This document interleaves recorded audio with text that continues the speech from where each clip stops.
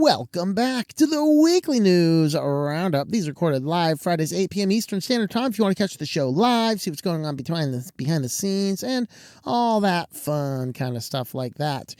We have regular lineup. We have privacy, security, data leaks, AI business, and AI business and SillyVille. There it is. Got it. Found it. First up, we have a little update on the Redbox situation. Of course, Redbox is owned, if you can believe it, by Chicken Soup for the Soul, which is going bankrupt because the world sucks right now. I don't know why. Why is Chicken Soup for the Soul going bankrupt? Like, the whole world sucks. You'd think everyone needs Chicken Soup for the Soul. I think our souls just died. I think that's the problem, you know. But jokes aside, there's all these Redbox machines floating around, and the company's going through bankruptcy, so clearly they don't have the money to get rid of these. Now they're just kind of taking up space in front of random stores all over, and the store owners like, get these crappy things out of here. They're not working anymore. And so some people are just coming up and taking them away, and the store owners really don't care. And a white hat hacker got their hands on one of these bad boys and decided that they wanted to investigate the security, etc., etc., etc. And so Lopass is a programmer expert in reverse engineering. Foon Turing reported via Mastodon she was able to retrieve records for 2,471 transactions from the disk image of a Redbox hard drive. So this is only a small amount of transactions, but what they're saying is if the machines were not able to access the internet for whatever reason, it would store all of the data on the local hard drive and then upload it later on. That way it allowed the system to continue processing, as it were. So I guess that one thing that tells you is if you're in the vicinity of a machine and it's connected to like an Ethernet cable, and probably not, they're all probably using an IoT modem, but if you could somehow get the internet off and use a fake card, don't try that, but sounds like it would work. So they said that if the machine was not connected to the internet, it would still allow you to do the transactions by saving all the data to the hard drive. The problem is when it reconnected and uploaded the data, it never got rid of that.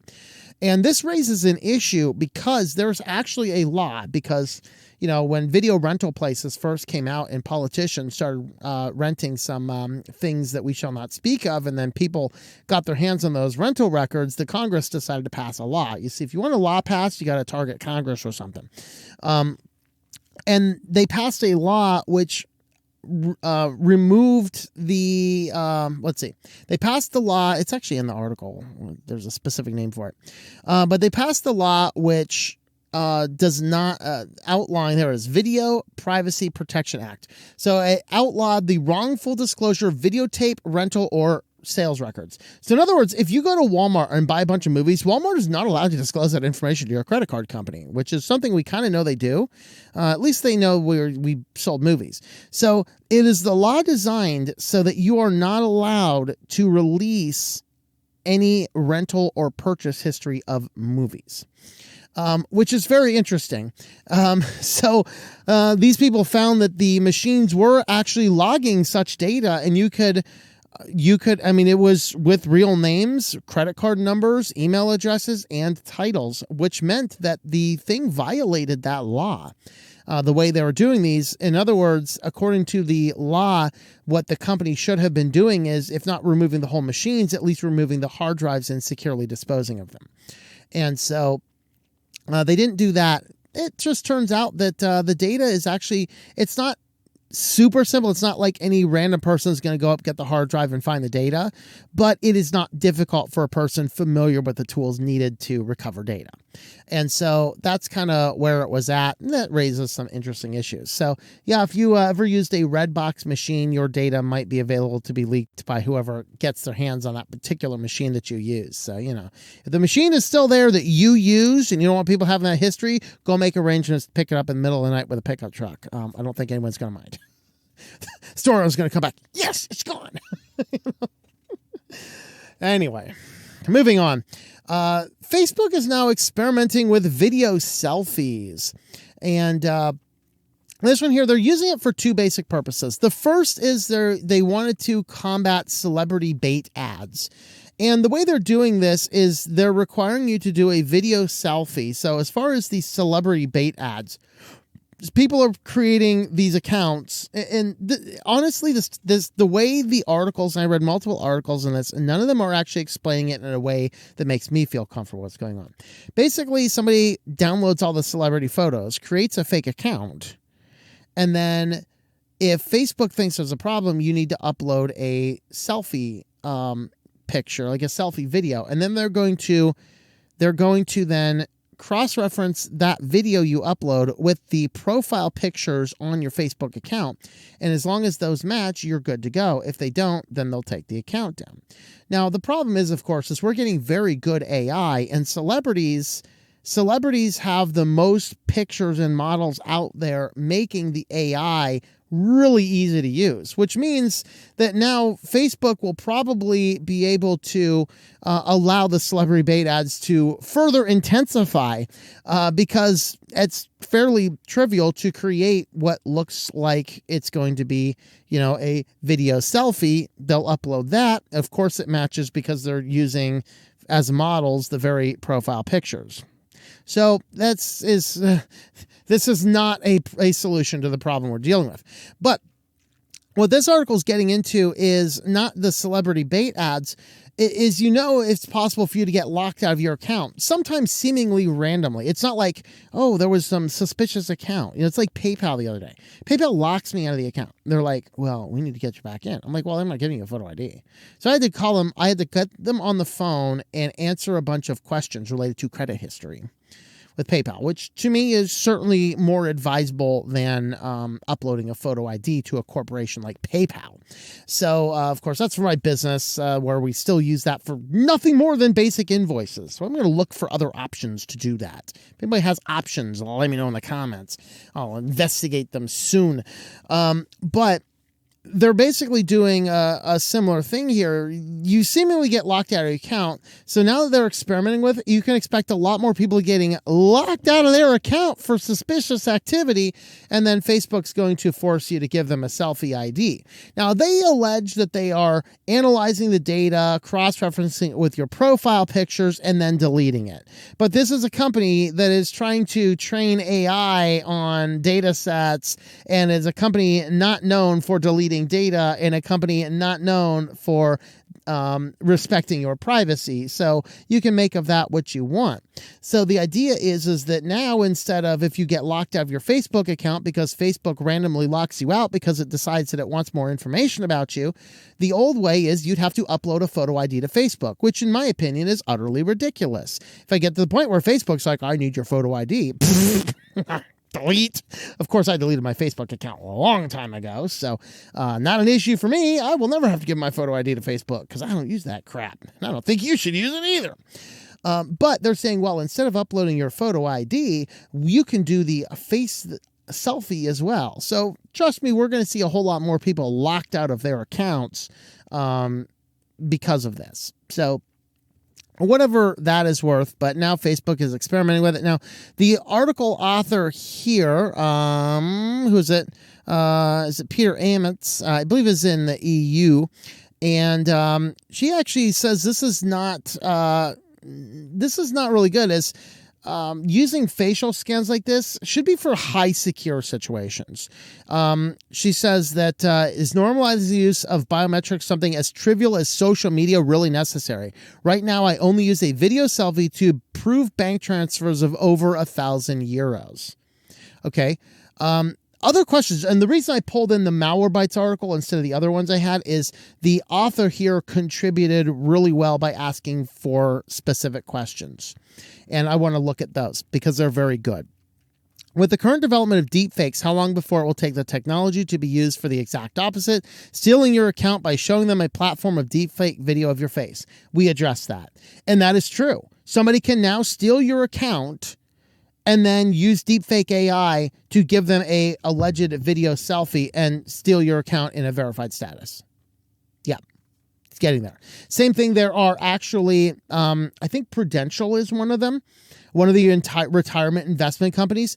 They require you to secure your account with a voice print sample. Dude, a voice print sample is the easiest thing for AI to take, especially for a person like me with a YouTube channel. Millions of minutes Hundreds of thousands of hours of me talking. Yes, somebody can deep fake my voice. And if they're forcing me to use that as a security measure, then that's stupid. So no, I'm not going to do that. Number 2 question, do I want to provide Meta with even more material that might end up getting used to train its artificial intelligence? Although Meta claims to delete their facial data after comparison, there are concerns about the collection and even temporary storage of biometric information.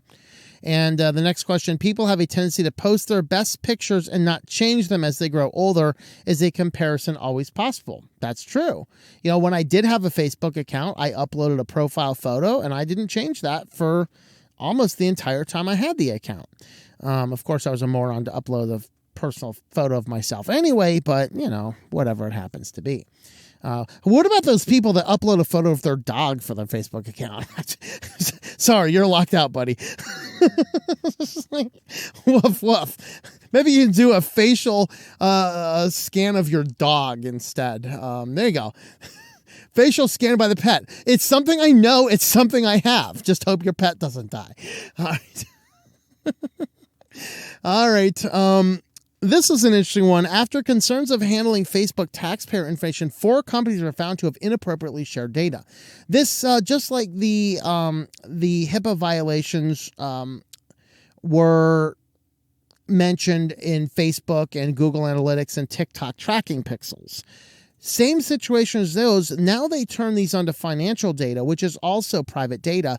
And it turns out that a lot of these big companies, they don't think twice. They just throw the tracking pixels all over everything because we got to have data, right?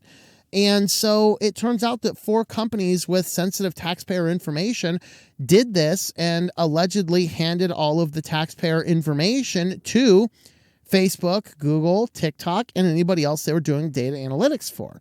So effectively, we need to have better clarity in the industry in web design to say it's not always appropriate to have Google Analytics on your site. And there might be places in your site that you don't have Google Analytics. So with a medical or a financial institution, you can only have analytics on the front end with no login data. Then you have to use a completely separate domain URL for any login portions, and that portion should not have any form of tracking data at all because you're risking leaking data. Now, the original article did not mention the 4. However, a follow-up letter from 3 senators and a member of Congress sought information, and they actually named the people. Are you ready? TaxSlayer, H&R Block, Tax Act, and Ramsey Solutions. Go Dave Ramsey! Oh, wait, I'm sorry. Dave Ramsey is just like all these other companies. He's just out there to make a buck, and he's doing the exact same stuff every other company is doing. Sorry, Dave, to throw you under that metaphorical bus, but, stop collecting all this data. You don't need it. This is why about 10 years ago or so, when he started having all these apps and all this crap about, it's a free budget thing, you got to download it. Listen to the radio program, you got to download the app now. That app is collecting so much data and handing it to so many people. There is not a chance in hell I'm going to use Dave Ramsey's free app. No, shove your free app where the sun don't shine. Okay, I actually do just fine budgeting on a piece of paper.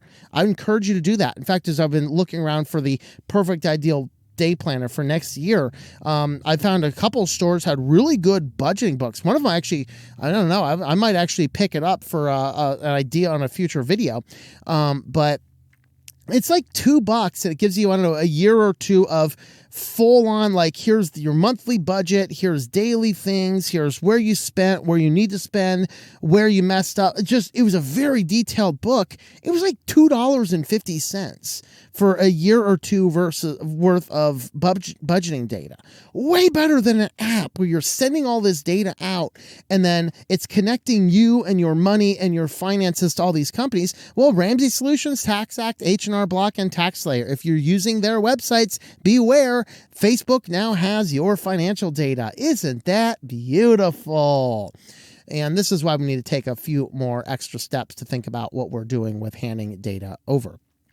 And with that, we are going to jump on over to security news next. First up, there was a report out this week, and this was originally from Forbes, the paywall site. So we're going to do the /dot here. And this is a summary of the article, or I don't know, maybe it's the text of the article. But there was an article that came out last week that mentioned that China has successfully cracked encryption with quantum computers. It was like, oh my God, China's going to take over. No, they actually didn't. They cracked a weakened version of an old encryption type that is barely ever used. Now, RSA is not used. If I remember correctly, somebody can correct me in the comments there. If I remember correctly, the database that was recently stolen from the Internet Archive, I believe that the passwords were encrypted with RSA encryption. But RSA encryption is an older encryption. The better encryption right now is AES. Now, the RSA encryption is usually done in 2048 bits or higher. So you can choose your, what your bit rate is. Like I think I chose like a 4-bit for my AES encryption on my personal VPN system that I use. And so like you can set that when you create it. You want more security, less security with more speed, things like that. So what China was able to do is they were able to crack RSA encryption, which is a much older, weaker standard. And they were only able to crack it if it was under the 50-bit integer, which a Raspberry Pi can do with a very little effort.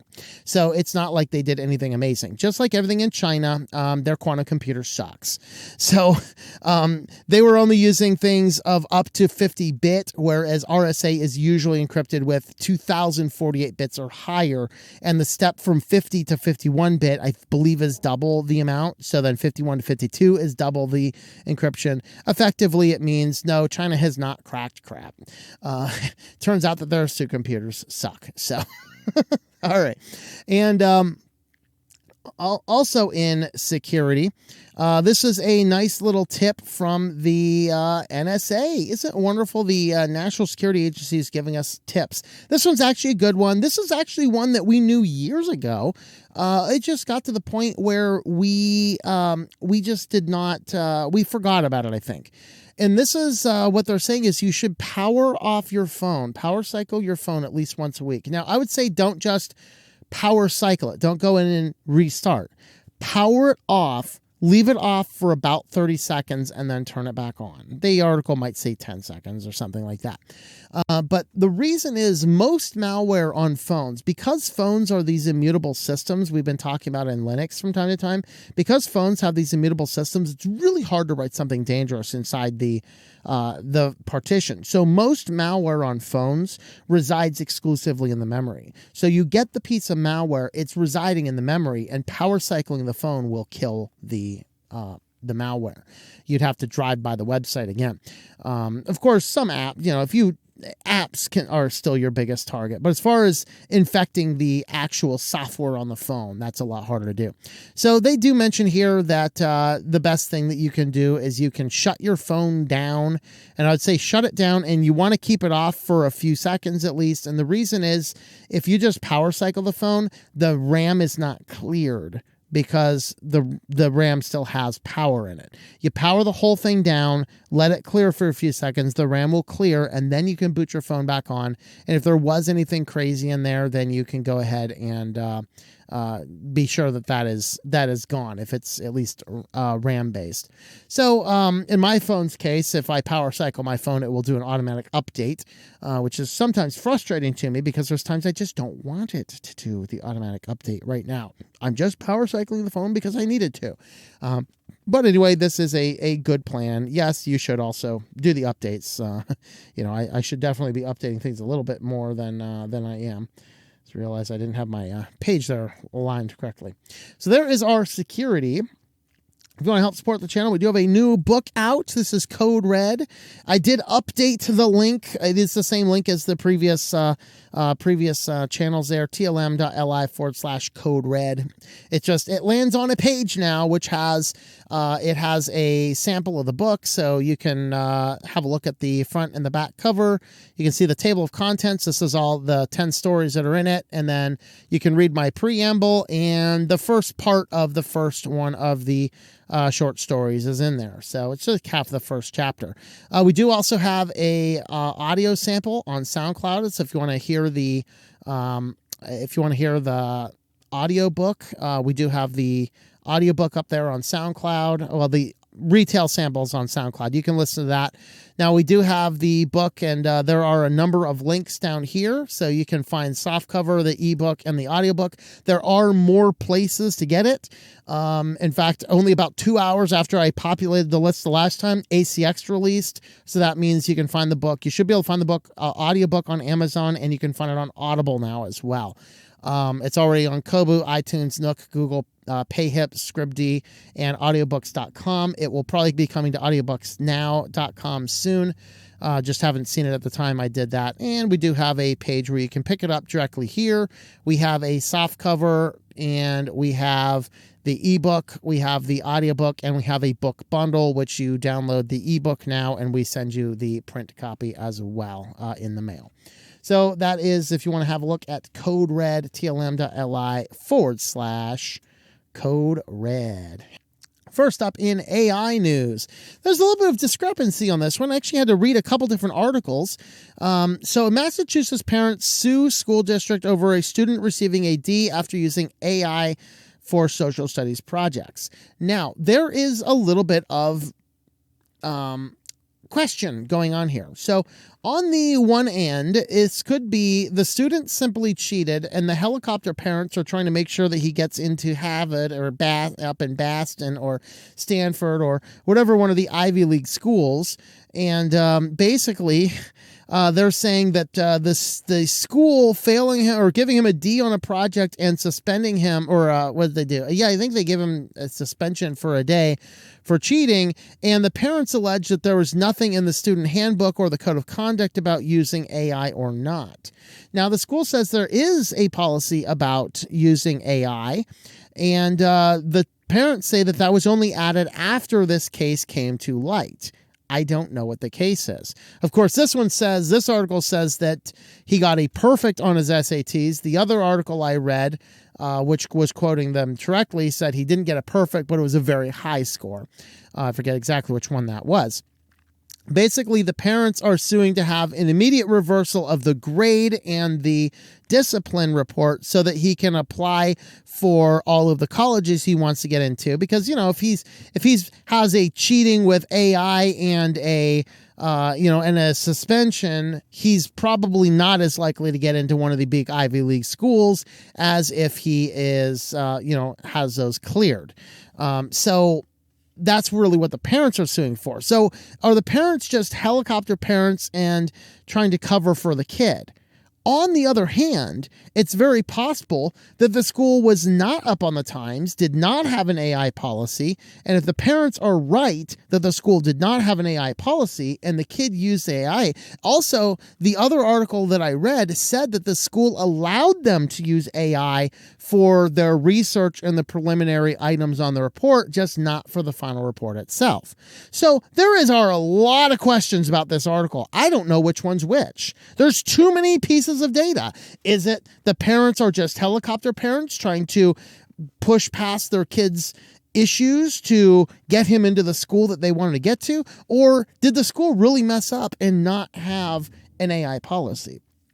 And this is important that every school right now needs to have something in the books about to what extent can a person use artificial intelligence. And I will tell you this, though. From a person who is an academic at heart, I'm in a van life. I have a calculus textbook down at my feet right here, okay?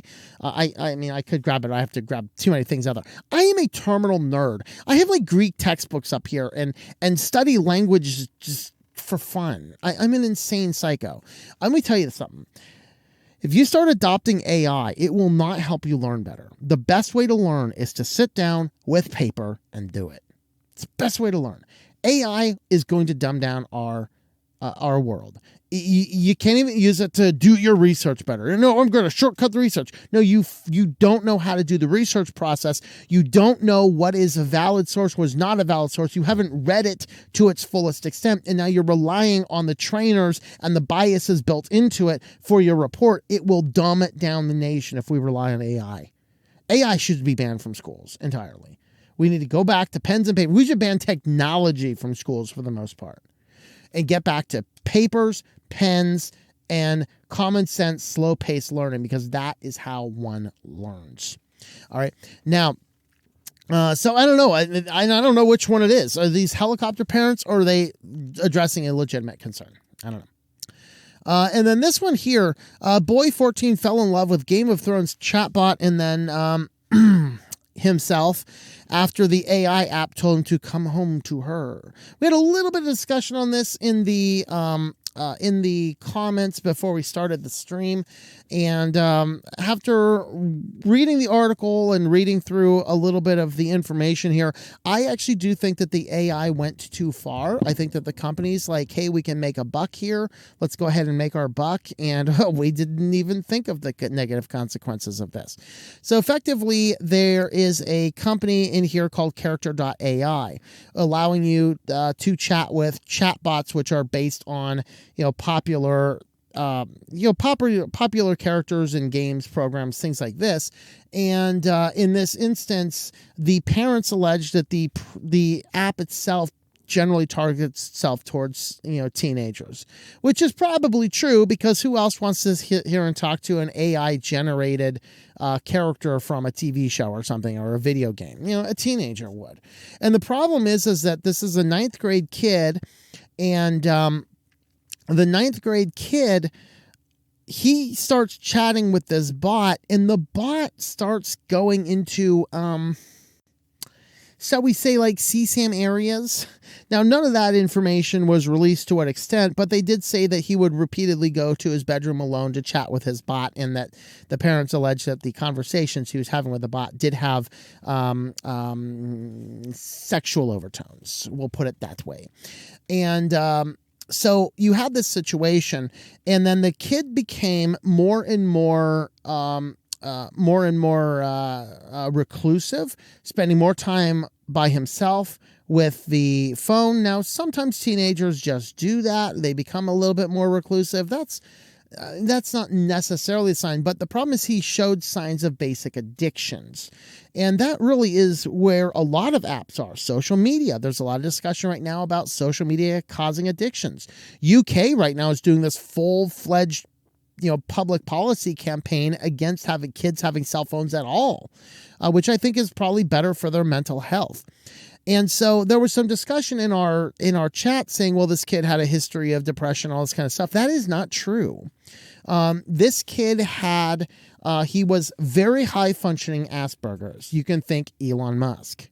Elon Musk is also very high functioning Asperger's.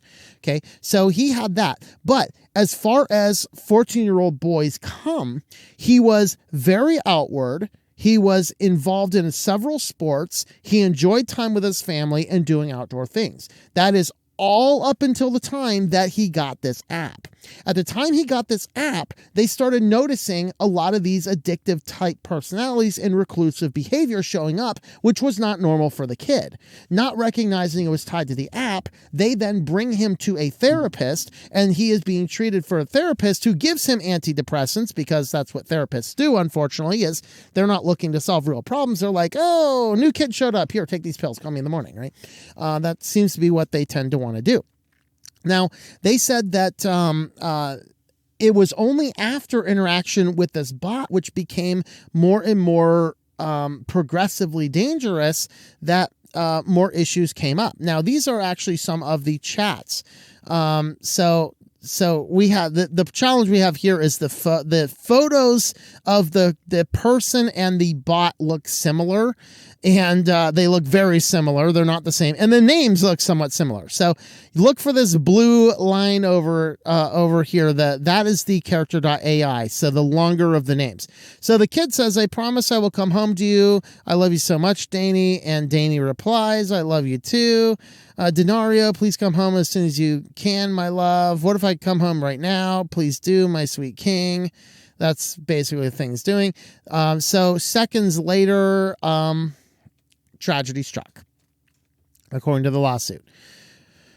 So effectively, this thing was basically doing a lot of things that were like deeply emotionally manipulative. So when this AI is doing deeply emotionally manipulative things with your kids' brains, this is a serious, serious problem.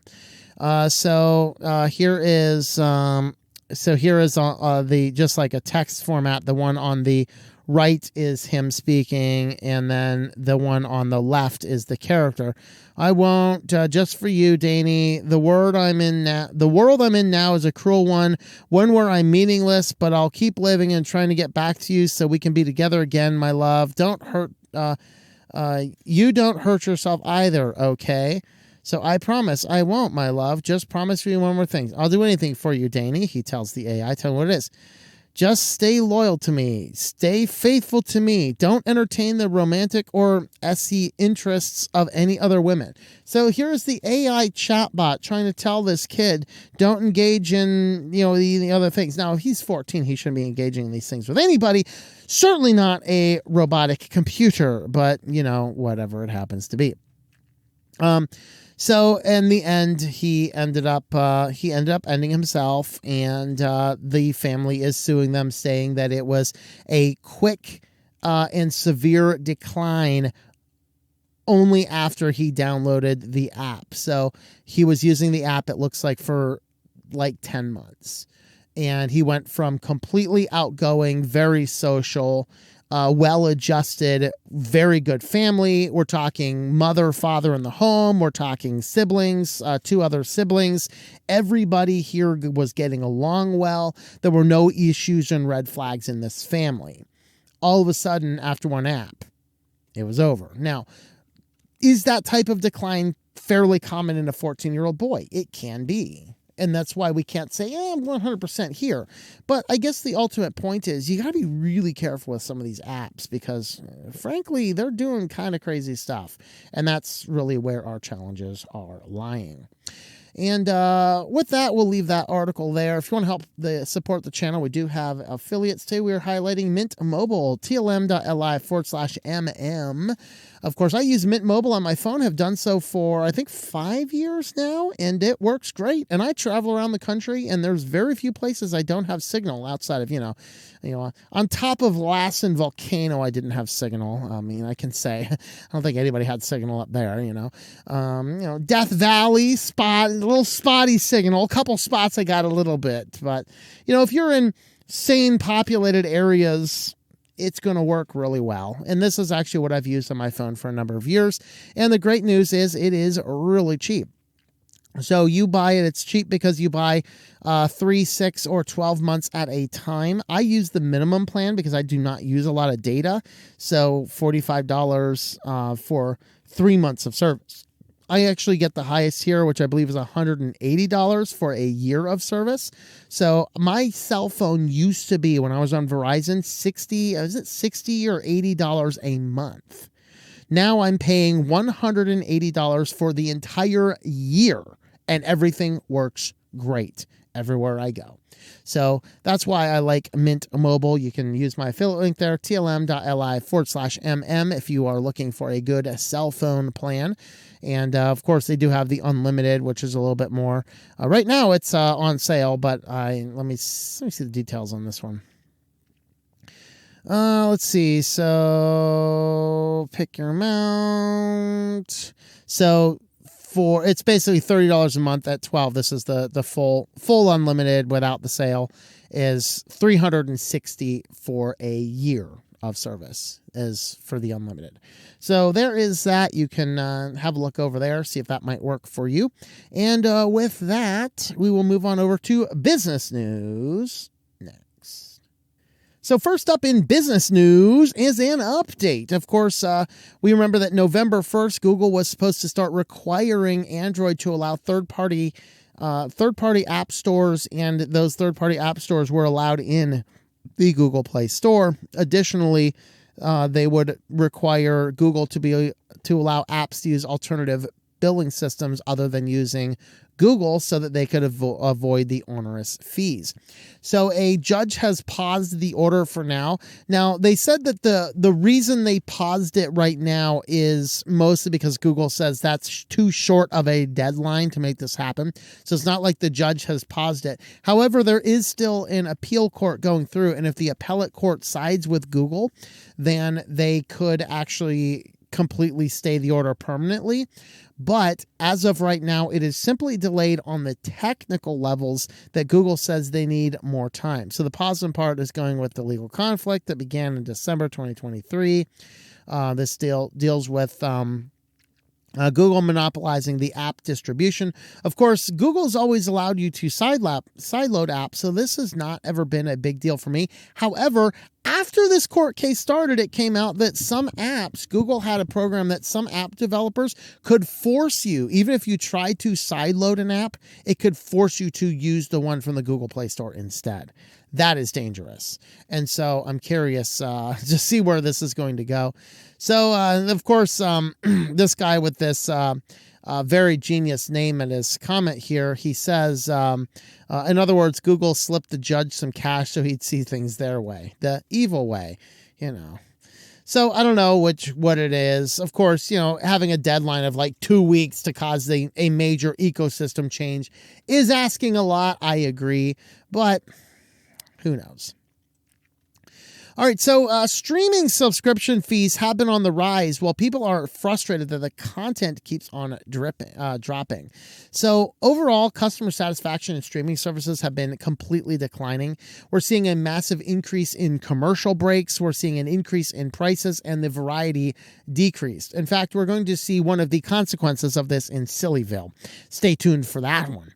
All right, but overall, looking at various reports, you can see quality by perception, quality perception by screen. So the darkest blue on top is Q2 2022. The middle blue is Q2 2023, and the green line is Q2 2024. Pay TV, and ad-free SVOD and ad-supported SVOD. I have never heard of it. What in the hell is going on in the streaming world right now, guys? I have a video about creating a Jellyfin server. Of course, I do it personally on a local level on Open Media Vault with a NAS and my good buddy Cody. And I buy movies, and I may or may not make those movies available on my local server. No connection to any outside world. I have not watched a streaming service. I've never paid for one, and I do not know what it's like to have my show interrupted by ads.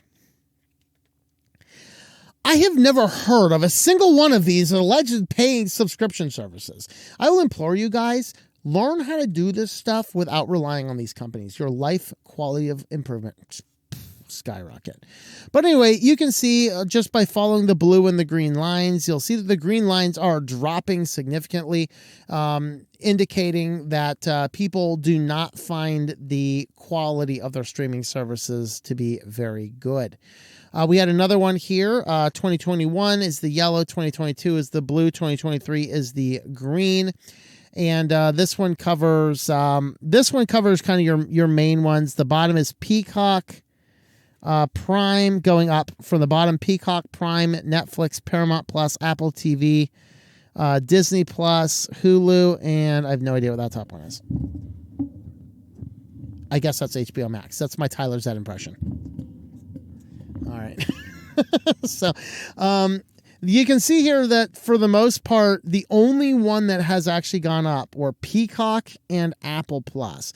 Those are the only ones that have increased overall satisfaction. Everything else has decreased. And a lot of people are citing there's not as much content. The costs keep going up.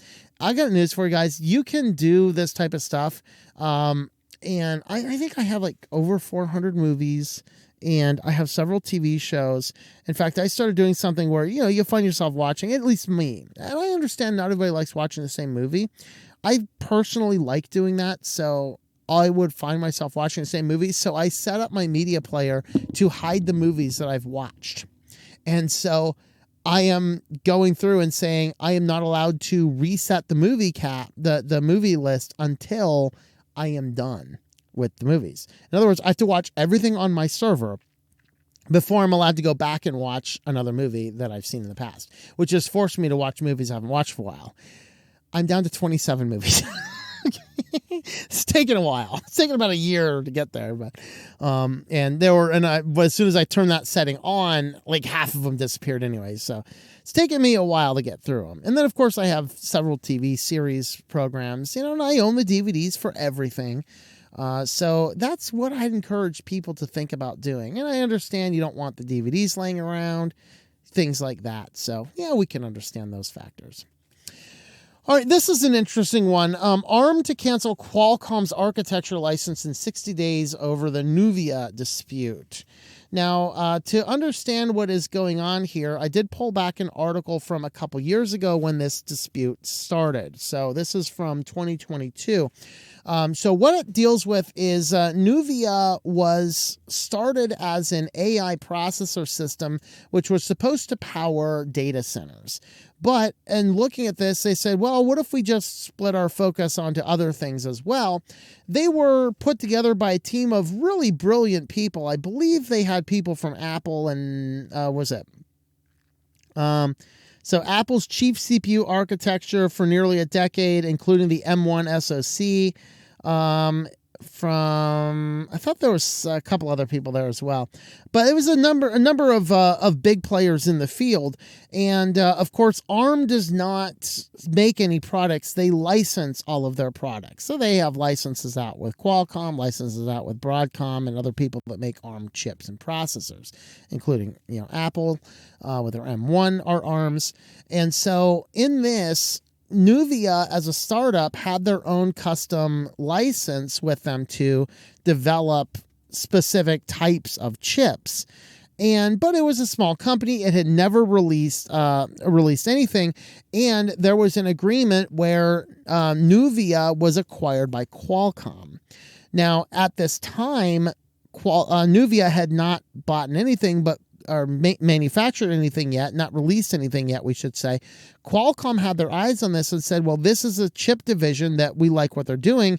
And what Qualcomm was interested in is the technology in Nuvia, which ended up becoming the new Snapdragon. I think it's the Snapdragon X1Es. I could be wrong about that. One of the Snapdragon processors, the newer ones, is the chip Nuvia was working on. And so there's a lot of this. Of course, they have a lot of cell phone market and things like that. Most cell phones are using Qualcomm. And so Qualcomm has its own license and were manufacturing things. Nuvia had a license. Now Qualcomm purchases Nuvia. Now the question becomes, according to ARM, they at that point in time had to approve the sale from ARM and renegotiate their license. In Qualcomm's view, by acquiring the company, and allegedly they're probably still paying the licenses for both companies, by doing so and acquiring the company, they have acquired all of the assets of that company, and therefore they can continue working under the same license. So that is what the legal case happens to be about. So coming up to speed this week, in this case is firing up more than the WordPress WP engine case is getting all fired up.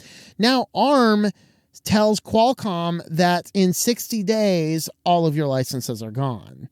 So effectively, this would probably cripple most of Qualcomm's business if they can no longer supply chips for the Snapdragon PCs and for the smartphones and things like that. And so this is certainly a problematic step, and this mostly is just because they just can't come to any form of agreement. Effectively, Qualcomm believes that ARM wanted to charge way too much for the licensing for both systems. Also, ARM wanted them to completely destroy all of Nuvia's tech, which, that's the purpose you buy a business. This is why Verizon probably overpaid for was it, I think it was Yahoo? Because Yahoo had a lot of patents. This is like saying, okay, you have just purchased this company that is leaking data all over the place and has a very poor perception, but you have to delete everything they have that's of value. No, they're not going to do that. And so that's really what the center of the dispute is that ARM tells Qualcomm that they had to delete or destroy everything from Nuvia and start from scratch. And they're like, we're not doing that. We just paid billions of dollars for this company. And so that's really what the fight happens to be. If they don't come to a resolution in 60 days, this is going to be a lot of really negative stuff in the computer industry. So, pile that onto everything else going on right now. Think of 60 days from now, what type of situation the world's going to be in anyway. We got an election that might spend our whole country into a giant tailspin. We got the biggest chip manufacturers in a digital age are fighting over each other and stuff like this. And on top of everything else, and not to mention the fact that it looks like World War III might just pop off any day now. So, welcome to 2025, folks. I know in 2028, I'm voting for the Apophis, the Meteor of Doom, with the VP of the supervolcano in Yellowstone. But anyway, on to our final business story here. This is the Bitwarden circumstance. So there was the latest version of Bitwarden came out, and there is an application which has a license that is not open source. And this is the SDK internal. And the SDK internal is released under what's called the Bitwarden license, which is not an open source license. It restricts it restricts at least two of the policies of open source. One of those being the ability to create an application and further it in another instance. Another one, there were two in there. I can't remember what the other one was, but effectively that is not an open source license. And so with Bitwarden, what they're doing now is to compile this on the desktop, on the app, or anything. SDK internal, which is effectively a proprietary component of the software, must be included. And this makes Bitwarden not open source. And so Bitwarden says that the requirement of SDK internal is a bug. However, it's a bug that has been around for a long time. And so in its current state, Bitwarden is not actually open source because you can't compile it without this particular application, which is proprietary. Now, of course, if you go to Bitwarden's main website, it says really big letters on the top, open source password manager. It's not an open source password manager. Now, it might supposed to be. If indeed this SDK internal is indeed a bug, then you can compile it without that, then yes, it is an open source, but they do not seem to be motivated to get rid of that particular component, because what this does is it is preventing people from creating clients that work with Bitwarden that are not Bitwarden themselves. This deals with the interface in between the database and the application. And so, without that interfacing, we got problems. So this is what's causing a lot of people to fear that Bitwarden might be moving into more of a closed source system, or at least a source available, which is fine if they want to be source available. What source available means is that you can see the code, you just you can't do anything with it, which is not open source. And so in this instance here, like the SDK internal, you can see the source code. It's not like there's some hidden proprietary blob you can't see. It's all there. It's just the license term is restrictive and is not open source. And so there is a little bit of a discussion about this. I think what Bitwarden's best chance is to survive in this current open source market is to immediately focus on getting that SDK internal to not be a requirement of the the Bitwarden clients. And so that's really what they need to do. And that's what it's all about. So it's not like the end of the world type stuff, but it certainly is violating the term of open source, which they are still saying on their website, which if somebody really wanted to get crazy and litigious in America, no. They could sue them over the fact that their client is not actually open source when they're claiming it is. I wouldn't recommend doing that. I think that we need a application like Bitwarden. I'm not a user because I don't think passwords should be on the internet. Okay. I don't care how open source it is. I mean, passwords on a local file. Thank you.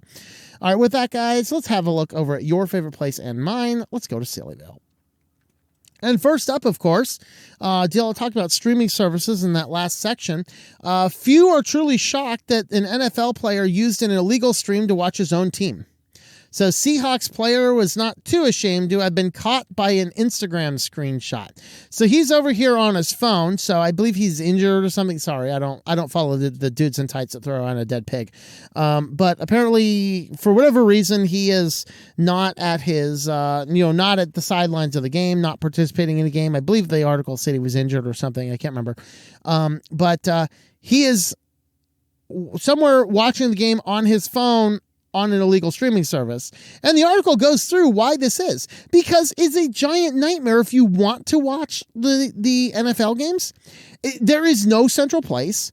You have to have this one for this game, this one for this game, this one for this game, this one for this game, this website, a subscription over here. They talk about the Sunday ticket package from YouTube that only covers the games on Sundays and only those not shown in your local TV market. For your local TV market, you could do an HD antenna. You might be able to pick it up on your cable channel, although you might have to buy the extra ESPN. You might even pay the ESPN Plus. And then, of course, Thursday nights, no, that's Amazon Prime. Need Amazon Prime to watch the Thursday night game. What in the hell are these people thinking? You know, the NFL has enough pull. They could create one place. Every NFL game streams to that one place, and it's $500 a month, and people will pay it. Which is probably about what you're paying to figure all this stuff out. It's kind of like there is actually a website which is a TV guide for what is on every streaming service at the same time. And then it boggles the mind, the streaming service concept was supposed to get rid of this a la carte issue with the cable TV and all of the nonsense. Now we have gotten back to the same thing, and now you're paying 3 times more than you used to pay for cable TV, all to have your stuff constantly shuffling around all over the place. This is insanity. So, yeah, absolutely. This guy is over here watching the illegal game, and then they're kind of saying, yeah, well, it kind of makes sense because there's no central place he can watch it. Of course, all this also changes depending on where you live. Also, other factors. San Francisco is finally getting off their 5.25-inch floppy disks. I'm going to predict a hack in their system within, let's say, 3 years. Okay, so, and here's the reason. They're using a train system for their light monorail that the driver is manually controlling it when it's out among the streets. And then as they approach the station, there is an application which is controlled by DOS in these floppy disks that will take control of the train and automate the train's functions through the substation. Once it goes through the substation, gets back out into the main roads, then the driver takes over. So they're still relying on DOS from 1998 on the 5.25-inch floppies, which is totally epic. Now, the problem the benefit of still using DOS in this current age is that all these young script kiddies don't even know what DOS is. They're like, how do I break into this thing? What is it? I don't even know what the hell I'm looking at. All right. So the script kiddies are totally lost. The system is infinitely more secure because there's not 16,000 tendrils reaching out, looking and sniffing out for data connections and packets asking for where it is. The system's like, it's got one job, man, and this is the job we're doing. This is actually why Lowe's did not experience any hacks for a long, long time. Until just a couple years ago, Lowe's ran their entire system on DOS. Nobody knew how to intrude it. Of course, right now they're still running some of their stuff on there, but a lot of their front end stuff is now upgraded to more modern systems. So you can expect a Lowe's breach if one hasn't already happened. Same thing will happen here. They're going to pay $212 million to this particular agency that is called, I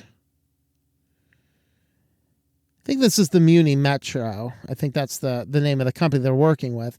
And they're going to come down and update the whole system, get rid of that DOS, put some brand new, amazing, probably internet-connected thing based on some embedded Windows systems, and I'll give it 3 years before it's hacked. So, but the good news is San Francisco will pay $212 million for something other than cleaning up defecation on the sidewalks, to getting rid of the floppy disks. All right. And our last one here, now scientists are looking to robotics to explain evolution. I have some thoughts. Now, being a young Earth creationist, I'm going to resist the urge to jump back and say that this is a bunch of nonsense from the get-go. But where the angle I want to approach this from comes from my education among my travels across the country. So the idea of the article here is that researchers are going to recreate entire bodies of ancient creatures using paleo-inspired robotics. So basically create robotic versions of these things and try and predict what is the transition species that we have never found anywhere in any fossil record that is somehow between a fish swimming and half walking out and being on the land. It doesn't exist. That's why you haven't found it. Okay? So they're looking at utilizing robotics to predict how this type of stuff is going to work. And then over here, the evolutionary theory of the great transitions, microevolution, perfectly fine. You can change your colors. You can change a few small things, a few features. This is the genetic variation capable inside of DNA through micromutations in a dual chromosomal system. Absolutely fine. But as far as macroevolutionary changes, it's nonsense. No transition of any validity has ever been found. Yet, nevertheless, here we have from the quadrupedal to the bipedal. How'd this suddenly happen?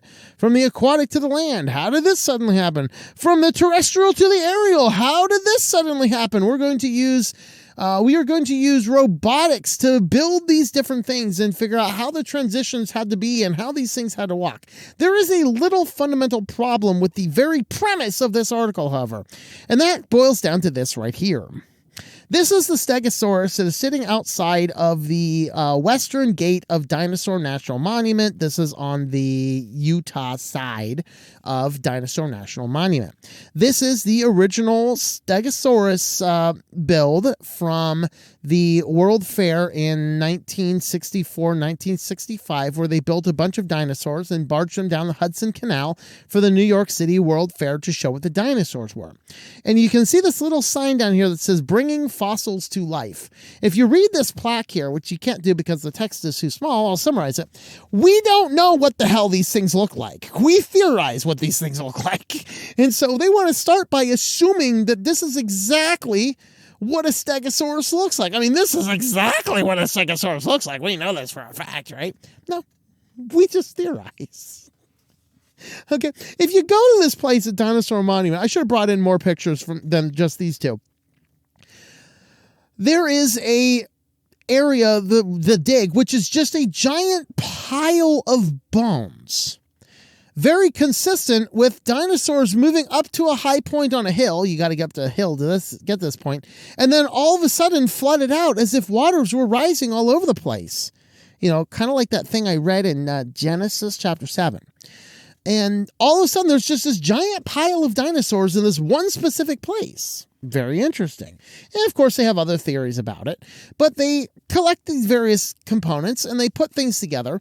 If you read this plaque and you see this little black and white picture on the far left, this is actually what they first thought the Stegosaurus might look like. And then they came up with the second story of what the Stegosaurus might look like, and then they just assumed what it is. And now, as the zeitgeist of assumptions enters into the real world, now everybody simply and tacitly assumes that every picture that we have of a Stegosaurus is actually what the Stegosaurus looked like. In reality, we haven't a clue what the things look like. And that's effectively what all of this says in this plaque.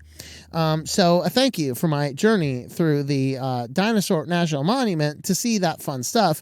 I have a sneaky suspicion that robots, based on our preconceptions of what these things are, looking for transition models that we have never found in any fossil record to show things that cannot possibly happen according to the science of genetics and evolutionary history. We're not going to get to this point anytime soon. We can probably give this one up for last. That's kind of my thought, and I realize I probably just pissed off a whole lot of you guys. But before you get all super mad, like, what's our Linux guy have to say about this? I do have a PhD in molecular biology. Okay, I did actually study a lot of evolutionary history out of mere curiosity because I used to be a person that full-fledged believed in evolution until I actually started studying evolutionary theory in the actual peer-reviewed science articles from the journals of evolution. Okay, there are too many issues and too many questions, and the biggest fundamental question is, what is the definition of a species, and how does a species promulgate itself? All right. Kind of issues. Well, anyway, if I didn't piss you off too much and you would like to help support the channel, we do have a locals page. You can jump on over there. switchedtolinux.locals.com if you want to help support the channel. You can jump on over there and participate in what we have going on. With that, thank you for watching and hope that you enjoy switching to Linux.